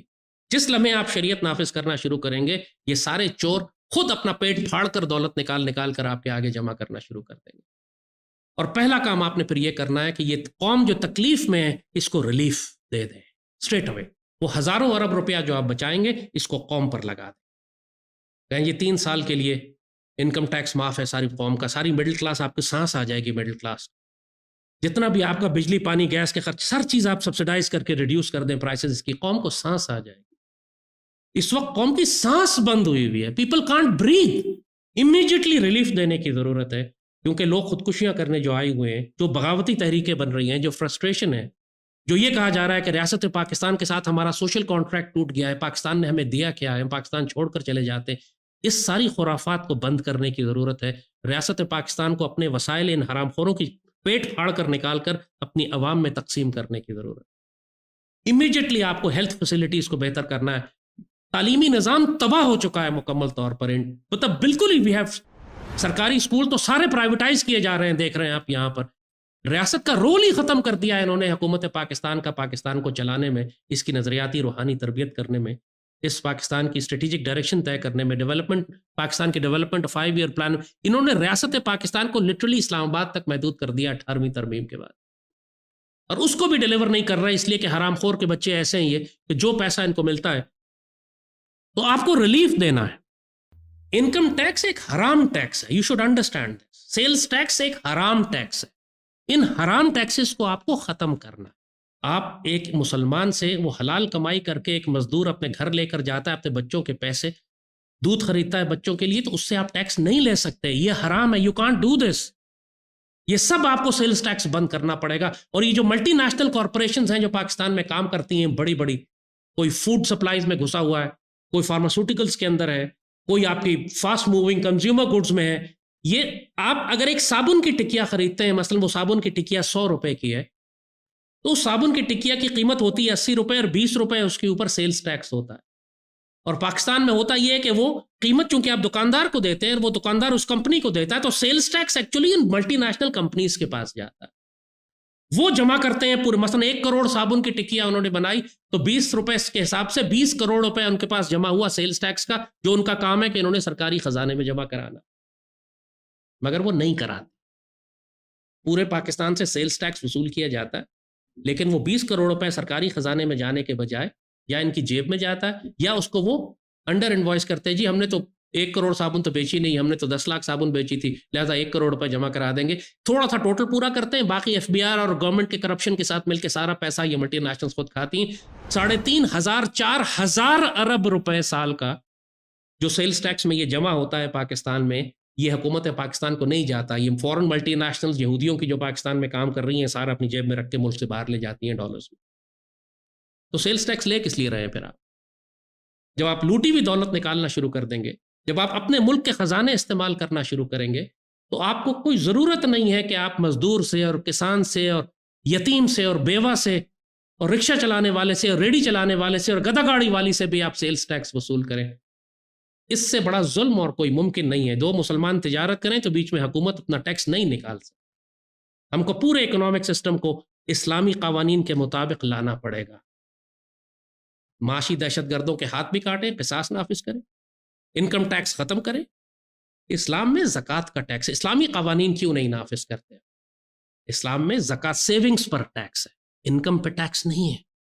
تم نے 100 روپے جمع کر کے رکھے ہوئے ہیں سال میں، 2.5 روپے تمہیں اس کو ٹیکس دینا پڑے گا. اللہ تعالیٰ چاہتا ہے پیسہ سرکولیٹ ہوتا رہے معاشرے کے اندر، لوگ جمع کر کے نہ رکھے. یہ سود خور کہتا ہے پیسہ بینک پہ رکھو، سود کھاؤ، سرکولیٹ نہ کرو اس کو، بالکل اپوزٹ. اسی لیے تو اللہ اس کے رسول کی جنگ ہے اس کے ساتھ. آپ انکم پہ کیوں ٹیکس لگا رہے ہیں؟ آپ لوگوں کو کہیں کہ ہم زکوٰۃ جمع، بیت المال کا کانسیپٹ اسی لیے ہے، اور بیت المال از اے مچ بگر کانسیپٹ دین اے بینک. بیت المال میں مال بھی جمع ہوتا ہے. پاکستان میں بیت المال کو ریوائیو کرنا پڑے گا، ریاست پاکستان کو پراپر بیت المال بنانا پڑے گا. بیت المال میں کموڈیٹیز بھی ہوتی ہیں، یعنی بڑے بڑے سٹوریج آپ کو پورے پاکستان میں بیت المال کے بنائے، جس میں گندم بھی رکھی ہوئی ہو، جس میں چینی بھی ہو، جس میں آٹا بھی ہو، جس میں یہ بھی ہو، جس میں سپلائیز ہو. یہ بیت المال میں مال بھی رکھا، اور بیت المال میں پیسے بھی رکھے ہوتے ہیں. جتنی بھی بینکنگ ٹیکنیکس ہیں پیسہ ٹرانسفر کرنے کی، اکاؤنٹ کھولنے کی، وہ سب استعمال کریں. لیکن کانسیپٹ اسلامک بیت المال کا ہونا چاہیے. ہر ڈسٹرکٹ کا اپنا بیت المال ہے کہ جس کے اندر کموڈیٹیز بھی ہیں، جس کے اندر پیسہ جمع کرنے کی سہولتیں بھی ہیں. آپ کو بیت المال رکھنا ہے. یتیموں، غریبوں، مسکینوں کی مدد اس بیت المال سے کرنی ہے. آپ سیدی نے فرمایا جس علاقے سے زکوٰۃ جمع کرو اس علاقے کے غریبوں پہ خرچ کرو. ہر ڈسٹرکٹ اپنے غریبوں کا خود ذمہ دار ہو. ہر ڈسٹرکٹ کا اپنا بیت المال ہو جو مینج کرے، اور پھر ایک فیڈرل بیت المال ہو جو پورے پاکستان اور مسلمان دنیا کی حفاظت کرے. فلسطین بھجوانا ہے تو پاکستان کے بیت المال سے خوراک اور کھانا اور چینی اور گندم جائے. We have to organize and bring back the Islamic economic model. Income tax ختم کریں. لوگوں پہ جو ظالمانہ 1000 طرح کے تو ٹیکس ہم دے رہے ہیں آج، وہ صرف اس لیے دے رہے ہیں، آپ کو میں نے سمجھایا تھا کہ کھال اتار کے جو یہ ٹیکس لے رہے ہیں یہ صرف سود کی ادائیگی میں جا رہا ہے. جب آپ IMF کو یہ سود کی ادائیگی بند کریں گے، جو ہزاروں ارب روپے آپ کا بچے گا، اس کا وہ سارا ریلیف آپ اپنی قوم کو دے سکتے ہیں. اگر آپ اپنی قوم کو اپنی اولاد سمجھیں، جس طرح گھر کا باپ کیوں اپنی اولاد کے اوپر خام خواہ اتنا ٹیکس لگائے گا کہ بچوں کی کمر ٹوٹ جائے، ان کے بچے، اس کے پوتے اور نواسیاں بھوکے مر جائیں، لیکن باپ دادا کہے کہ مجھے تم، بیٹوں سے کہے کہ مجھے تم پیسے نکال کر کما کر دو. کوئی دادا ایسا نہیں کرتا. اسی طرح گھر کا جو ملک کا جو حکمران ہے اس کو شفیق باپ کی طرح ہونا چاہیے. اس کو خون کے آنسو رونے چاہیے، اس کا خون جگر بہنا چاہیے اس بات پر کہ میری ملک کے بچے بھوکے ہیں، میری قوم تکلیف میں ہے. وہ کیوں ٹیکس لگائے گا ان کے اوپر؟ خاص طور پہ وہ ٹیکس بھی اس لیے کہ اس نے یہودیوں کو دینا ہے، یا ناپاک اور خنزیر صرف سیاستدانوں کو دینا ہے تاکہ وہ لنڈن میں فلیٹس خرید سکے. تو ہم کو اسلامی معاشی نظام لانا پڑے گا. جیسے کہا کہ یہ بڑی لمبی ڈسکشنز ہیں، پوری پلاننگ اس کی، ہم صرف آپ کو سیکوینس بتا رہے ہیں کہ اس کے بغیر اور کوئی آپشن نہیں ہے آپ کے پاس. اور پھر پاکستان کے اپنے قدرتی اور جو وسائل اللہ تعالیٰ نے پاکستان کو دیے ہیں اب ان کو استعمال کریں. وہ ہم کو سارے کے سارے 100% ریاست پاکستان کی ملکیت ہونے چاہیے. کیا وہ کوئلہ ہو، چاہے وہ ریکوڈک کا سونا ہو، چاہے وہ ریکوڈک کا کاپر ہو، چاہے پاکستان میں نکلنے والا کرومائٹ ہو، یا دریائے سندھ کا سونا ہو، یا پاکستان میں تیل اور گیس کے ذخائر ہوں. پاکستان میں اتنے بڑے بڑے تیل اور گیس کے ذخائر ہیں، لیکن چونکہ جیسے کہا نا کہ ملٹی نیشنل کمپنیز چونکہ کھدائی کرتی ہیں، لہٰذا انہوں نے وہ بلاکس لے کے رکھے ہوئے ہیں. ابھی بھی خبر پچھلے دنوں چل رہی تھی کہ دنیا کا 4تھا بڑا ریزرو تیل اور گیس کا پاکستان میں نکلا ہے، لیکن اس کے بعد اس خبر کو دبا دیا گیا. وہ عمران کے دور میں بھی شروع میں آیا تھا کہ پاکستان کے آف شور اتنے بڑے تیل اور گیس کے ذخائر نکلے، لیکن دبا دیے گئے. بات ظاہر ہے، سمجھ میں آتی ہے بات کہ یہ بات کیوں نہیں نکالی دی جاتی، کیوں بتائی نہیں جاتی قوم کو، کیونکہ آپ کو ساری بات ہم سمجھا چکے ہیں کہ ان کا ویسٹڈ انٹرسٹ ہے باہر سے مہنگا فیول منگوا کر پاکستان میں IPPs کو دینا. اسی لیے نہ یہ کوئلہ استعمال ہونے دیتے ہیں تھر کا، نہ کالا باغ ڈیم بننے دیتے ہیں، نہ پاکستان میں تیل اور گیس کے ذخیرے کھودنے دیتے ہیں. ایک مرتبہ ایوب خان جیسا کوئی حکمران پاکستان میں آ جائے.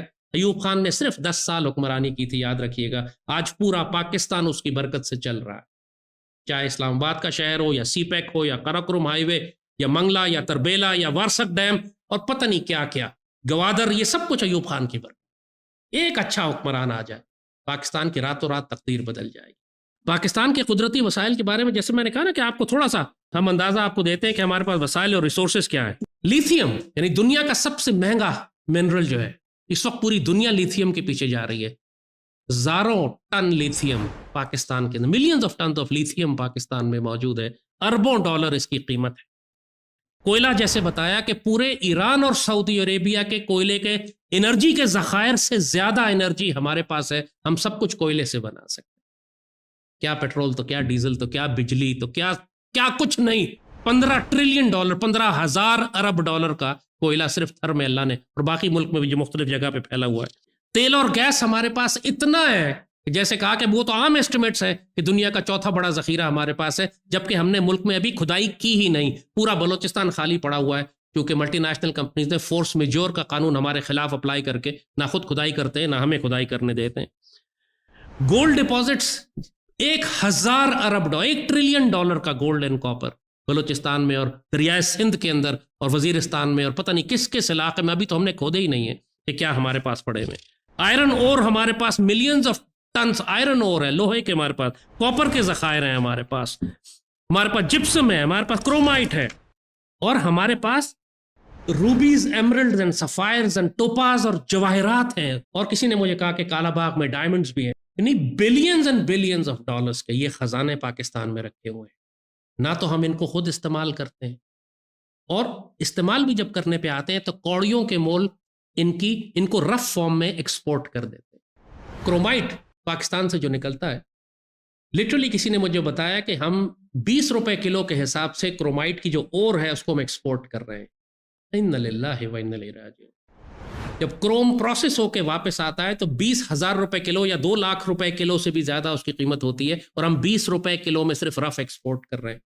مکمل پابندی ہونی چاہیے پاکستان میں کہ آپ کوئی رف مٹیریل ایکسپورٹ نہیں کریں گے سوائے کوئلے کے۔ کوئلے کا کچھ نہیں بنتا، اس کو آپ ایکسپورٹ کر سکتے ہیں، یا کچھ اور اگر اس کا کوئلے سے ٹار بنا لیں یا کوئی دوسری چیزیں، اس کی بھی ویلیو ایڈڈ پروسیسنگ ہو سکتی ہے ایکسپورٹ کرنے کے لیے۔ پاکستان میں جو جیم سٹونز نکلتے ہیں، جواہرات نکلتے ہیں، سارے اسمگل ہوتے ہیں رف فارم میں۔ اگر پاکستان کے اندر جیم کٹنگ فیکٹریز آپ لگا لیں، ایک زمانے میں ہوا کرتا تھا، جنرل ضیاء نے جیم سٹون کارپوریشن آف پاکستان شروع کی تھی، جیم سی پی، جس نے پورے پاکستان میں لیبارٹریز بنانی شروع کی تھی، لیبز بنانی شروع کی تھی، جیم کٹنگ لیپٹریز جسے کہتے ہیں، جہاں پہ جواہرات کو کاٹا جاتا ہے، ٹریننگ پروگرام شروع کیے تھے، سینکڑوں بچوں کی تربیت کی گئی تھی جواہرات کاٹنے کی۔ اتنا خوبصورت علم ہے یہ کہ جواہرات کیسے کاٹے جاتے ہیں۔ پاکستان میں کاٹلنگ میں پنک ٹوپاز نکلتا ہے جس کی قیمت ہیرے سے زیادہ مہنگی ہے، وہ کاٹلنگ کا پورا پہاڑ بھرا ہوا ہے اس سے، پوری دنیا پاگل ہے پنک ٹوپاز پہ، دنیا میں کہیں نہیں ہے، صرف مردان میں نکلتا۔ اگر پاکستان گورنمنٹ ان سارے جواہرات کو پراپرلی کاٹ کے ان کے لیے ایگزیبیشنز ارینج کرے، لوگوں کو ٹرین کرے، ہزاروں نوجوانوں کو، کیسا کیسا روزگار مل سکتا ہے، کیسا پاکستان کی شناخت ہو سکتی ہے۔ مگر پچھلے 30 سال میں جب سے جنرل ضیاء کا انتقال ہوا ہے، آج تک پاکستان میں وہ جیم کارپوریشن کو بند کروا دیا ان مافیاز نے۔ جنرل ضیاء کی شہادت کے فوراً بعد جیم سی پی کو بند کر دیا گیا کہ یہ سارا جواہرات جو پاکستان سے چوری ہو رہے ہیں، یہ مافیا جو چوری کر رہا ہے، اس کو پسند نہیں تھا کہ ریاست پاکستان اس جیم سٹونز کے جواہرات کے ٹریڈ کو کنٹرول کرے۔ جیسے کہا کہ 2-3 پروگراموں میں صرف آپ کو اندازہ دیا جا سکتا ہے اسکیل کا کہ جو دہشت گردی ریاست پاکستان کے خلاف ہو رہی ہے، اور آپ کو یہ اندازہ دیا جا سکتا ہے کہ اللہ نے کتنے بڑے بڑے خزانے ہمیں دیے ہوئے ہیں کہ ہم پوری دنیا کو کھلا سکتے ہیں، ہم پوری دنیا کو سنبھال سکتے ہیں، اور کہاں حال یہ ہے کہ ہمارے لوگ بھوک اور پیاس سے اور بلوں کی نا ادائیگی سے خودکشیاں کر رہے ہیں۔ اور یہ سارا ظلم اس لیے ہے کہ پچھلے 20-30 سال سے جو ناپاک اور ذلیل اشرافیہ بدماشیہ کمینے لوگ پاکستان پر حکومت کرتے رہے، ان کا ویسٹڈ انٹرسٹ یہ تھا کہ پاکستان کو غریب رکھا جائے، کیونکہ باہر کی طاقتیں ان کو پیسہ کھلاتی ہیں اور ان سے کہتی ہیں کہ پاکستان کی تباہی آپ کریں، ہم قرض پہ قرض آپ کو دیتے رہیں گے، وہ قرض لے کر آپ لنڈن میں فلیٹ خریدتے رہیں، قرضہ پاکستانی قوم دے گی، جب نہیں دے سکے گی تو پاکستان میں ہم یہ نظریاتی تخریب کاری کریں گے کہ ریاست پاکستان نے ہمیں دیا کیا، لہٰذا مہارنگ بلوچ اور منظور پشتین کو کھڑا کیا جائے گا، پھر ان کی مدد کی جائے گی، پھر وہ بغاوتیں برپا کریں گے، اور آخر میں بھارتی فوج مکتی باہنی کی تباہی کے بعد داخل ہوگی اور پاکستان کو یوگوسلاویہ کی طرح ہم توڑ دیں گے، اور ریاست پاکستان کے پاس تنخواہیں دینے کے پیسے نہیں ہوں گے۔ یہ پلان ہے ان کا، یہ پلان کھول کے ہم نے آپ کو بتا دیا ہے۔ ہم آلریڈی پی آئی اے اور تمام پاکستان کے جو خزانے ہیں ہم بیچ رہے ہیں، ہم اس سٹیج پہ آ چکے ہیں۔ جب یہ بھی بیچ دیں گے اور قرضہ ادا نہیں ہوگا تو پھر کیا بیچیں گے آپ؟ پھر وہ آپ کو جو پاکستان کا ڈیفنس منسٹر ہے وہ جو کہتا ہے کہ جی امریکہ جب چاہے سوئچ آف کر دے، پاکستان مر جائے گا بھوکا پیاسا۔ آلریڈی جو معاشی حالات جو ہیں ہمارے انتہائی مخدوش ہیں۔ یہ سارے وینٹیلیٹر جو ہیں نا، یہ لگے ہوئے ہیں امریکہ کی مرضی سے لگے ہوئے ہیں۔ امریکہ چاہے تو یہ سارے کے سارے جو ہمیں جو اس وقت ڈرپس لگی ہوئی ہیں یا وینٹیلیٹر لگے ہوئے ہیں، سارے کے سارے آف ہو جاتے ہیں۔ وہ تو خود اس کا اپنا بیان ہے نا، بڑی لمبی چوڑی تقریر کی اس نے اس بات کی، کیونکہ یہ سب ملے ہوئے ہیں اسی پروجیکٹ پہ کہ پاکستان کو انہوں نے تباہ کرنا ہے۔ پاکستان سے کوئی ایموشنل اٹیچمنٹ، کوئی جذباتی روحانی وابستگی ان کی اس پاک سرزمین کے ساتھ، سیدی رسول اللہ کے ساتھ، سب ہلالی پرچم سے ان کی نہیں ہے۔ تو جو کچھ کرنا ہے وہ ہم نے آپ کو صاف بتا دیا، اور کرنا بھی صرف جنرل عاصم منیر نے، یہ بھی ہم صاف بتا رہے ہیں آپ کو، کیونکہ اب اللہ نے سپہ سالار ان کو بنایا ہے۔ اللہ کا احسان ہے کہ یہ ہمارا سپہ سالار مسلمان ہے، مجاہد ہے، حافظ ہے قرآن پاک کا، سیدی رسول اللہ کے خاندان سے اور پاکستان سے پیار کرنے والا ہے. اور ہمیں کیا چاہیے؟ اور ہمیں صرف یہ چاہیے کہ ہم اس مجاہد کی مدد کریں کہ یہ پاکستان کے اندر ڈنڈے والی سرکار لے کر آئے. اور یہ ہم صاف جنرل صاحب کو ڈائریکٹ مخاطب کر کے کہہ رہے ہیں، یار کرو، اللہ کے فضل سے کرو، دنیا جہان کی طاقت اور مدد اور فضل و کرم آپ کی جانب آئے گا. انتظار مت کرتے رہو. اب اللہ نے آپ کو پوری ٹیم اپنی دے دی ہے، پوری ٹیم اب آپ کی رکھی ہوئی ہے، پوری پاکستانی قوم آپ کے ساتھ کھڑی ہو جائے گی. ایک اس پاک سرزمین کی حفاظت کریں، یہاں پر مضبوط ڈنڈے والی سرکار لائیں، اس پاکستان کی معیشت کو درست کریں، یہاں کے غریبوں پر رحم کریں، اس پاک سرزمین کی حفاظت کریں جس کو ختم کرنے کے لیے پوری دنیا کی طاقتیں حملہ آور ہم پر ہو رہی ہیں، چاہے نظریاتی طور پر حملہ آور ہوں یا عسکری طور پر یا معاشی طور پر. آپ کو پورا پلان ہم نے بتا دیا، یہی طریقہ، اس کے علاوہ اور کوئی طریقہ نہیں. اور آپ دیکھیں کہ جس لمحے آپ یہ فیصلہ کریں گے کہ ہم اس پاک سرزمین کی حفاظت کرنے کے لیے سخت فیصلے کرنے لگیں تو دو جہانوں میں اللہ کا فضل آپ کی جانب آنا شروع کر جائے گا، پوری قوم آپ کے ساتھ کھڑی ہو. اس کے علاوہ اور کوئی طریقہ نہیں ہے. اگر آپ نہیں کریں گے تو پھر انتظار کریں، پھر بھارتی فوج داخل ہوگی، خونریز جنگ ہوگی، برسوں وہ جنگ چلے گی، پورا ملک تباہ و برباد ہوگا، لاکھوں کروڑوں مارے جائیں گے. پھر اس آگ اور خون کے طوفان کے اندر سے وہ مجاہد اٹھے گا جس سے اللہ کوئی کام لے گا. بہتر نہیں ہے کہ ابھی جو اللہ نے ہمیں اختیار دیا ہے ہم خود اس کام کو کر لیں. اور جب آپ پاکستان کو آپ سٹینڈ لیں گے، آپ یقین کریں گے کسی کا باپ بھی پاکستان کا کچھ نہیں بگاڑ سکتا. یہ خوف نکال دیں کہ امریکہ کیا کہے گا، تو IMF کیا کہے گا، تو ہماری ٹریڈ بند ہو جائے گی، تو FATF بند ہو جائے گا. آپ سٹینڈ تو لیں، پھر دیکھیں دنیا کس طرح منتیں ترلے کرے گی آپ کی، کس طرح دنیا آپ کے آگے جھکتی ہوئی آئے گی. جب ان کو پتہ لگے گا کہ ایک شیر کھڑا ہو گیا ہے، پاکستان ایک ایٹمی طاقت کھڑی ہو گئی ہے اپنے مفادات کو پروٹیکٹ کرنے کے لیے، آپ کے خیال میں کسی کی مجال ہے اسرائیل کی کہ IMF کی، امریکہ کی آ کے پاکستان کو دھمکی لگا سکے؟ کسی کا باپ نہیں لگا سکتا. صرف اللہ اس کے رسول پر اعتماد کریں، اپنے زور بازو پر بھروسہ کریں. قوم بھی آپ کے ساتھ ہے، فوج بھی آپ کے ساتھ. Let's do it together. اور ایک بات آخری اور، پلیز میں پھر بار بار کہوں گا، فلسطین کے مسلمانوں کو اکیلا نہ چھوڑیں. بہت تکلیف ہو گئی یار، 1 سال ہو گیا. آپ کو ہم نے 1 سال پہلے کہا تھا کہ فلسطین کے مسلمانوں کی مدد کریں. کسی مسلمان ملک نے اسرائیل کو دھمکی تک نہیں لگا. یہ ہمارا فرض بنتا ہے. فلسطین کے اندر آپ کو امداد بھی بھیجنی ہے، لیکن اس سے پہلے آپ نے اسرائیل کو دھمکی لگانی ہے. یہ پاکستان کی ذمہ داری ہے اور پاکستان کی فوج کی ذمہ داری ہے. فوج کی قیادت اللہ نے اگر آپ کو دی ہے تو یہ آپ کی ذمہ داری. سوال آپ سے کیا جائے گا دربار نبوی میں، یا فلسطین کا مدد کریں یا دربار نبوی کے لیے اپنا جواب تیار رکھیں. یقین کریں کہ اگر آپ فلسطین کی مدد کے لیے بھی کھڑے ہوتے ہیں تو پوری مسلم دنیا آپ کو اپنا قائد تسلیم کر لے گی. صرف پاکستان نہیں، پوری مسلم دنیا. اللہ پوری اپرچونٹی، پورا موقع تیار کر کے آپ کے سامنے رکھ رہا ہے. اس کو کیوں ضائع کرتے ہو یار؟ پاکستان کی قیادت اور امت مسلمہ کی قیادت اس پاکستان کے نصیب میں ہے اور پاکستان کے سپہ سالار کے نصیب میں. جنرل ضیاء الحق نے لے لی تھی مسلمان دنیا کی قیادت. جب مسلم دنیا کی قیادت کی تھی، انہوں نے اقوام متحدہ میں جا کے اور تقریر کی تھی. مسلم دنیا تسلیم کرتی تھی کہ مسلم دنیا کی قیادت پاکستان اور پاکستانی فوج اور پاکستانی فوج کے سپہ سالار کے پاس ہے. اب اتنے عرصے کے بعد اللہ نے یہ موقع جنرل صاحب آپ کو دیا ہے. اس موقع کو ضائع نہیں کیجیے گا. بہت بڑی خوش نصیبی ہے جو آپ کی جانب آئی ہے. اس سے محروم مت ہو جائیے گا. ہماری دعائیں آپ کے ساتھ ہیں، ہماری تلواریں آپ کے ساتھ ہیں. اللہ اس پاک سرزمین کا اور سیدی رسول اللہ کی امت کا محافظ ہو. Let's do it together. بے شک جو لوگ اللہ اور اس کے رسول سے جنگ کرتے ہیں اور زمین میں فساد انگیزی کرتے ہیں، ان کی سزا یہی ہے کہ وہ قتل کر دیے جائیں یا سولی چڑھا دیے جائیں یا کاٹ دیے جائیں ان کے ہاتھ اور پاؤں مخالف سمتوں سے، یا نکال دیے جائیں وہ اپنے ملک سے. یہ ان کے لیے رسوائی ہے دنیا میں اور ان کے لیے آخرت میں عذاب عظیم ہے.